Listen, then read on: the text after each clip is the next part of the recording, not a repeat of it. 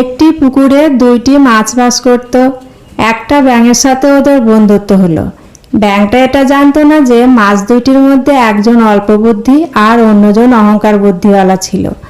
একদিন তিনজন পুকুরের ধারে বসে কথাবার্তা বলছিল। সেই সময় একজন জেলে হাতে জাল আর মাথার ঝুড়িতে অনেক মাছ নিয়ে যাচ্ছিল। পুকুরের দিকে দেখে সে বলল, মনে হচ্ছে এই পুকুরে অনেক মাছ আছে, কাল এসে ধরবো। ব্যাঙটি বলল, আমাদের এখান থেকে চলে যাওয়া উচিত, না হলে বিপদে পড়ব।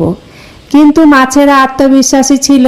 তারা বলল, বুদ্ধি ও শক্তি দিয়ে তারা জেলেকে ফাঁকি দিতে পারবে। কিন্তু ব্যাঙ বলল, বন্ধুরা, আমি তোমাদের সাথে সহমত নই, তাই আমি আমার পরিবার নিয়ে চলে যাচ্ছি।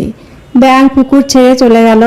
পরের দিন সকালেই জেলে এসে পুকুরের জলে জাল ফেলে মাছ দুটিকে ধরে নিয়ে গেল। অহংকার ও অল্প বুদ্ধি ওদের পতনের কারণ হলো।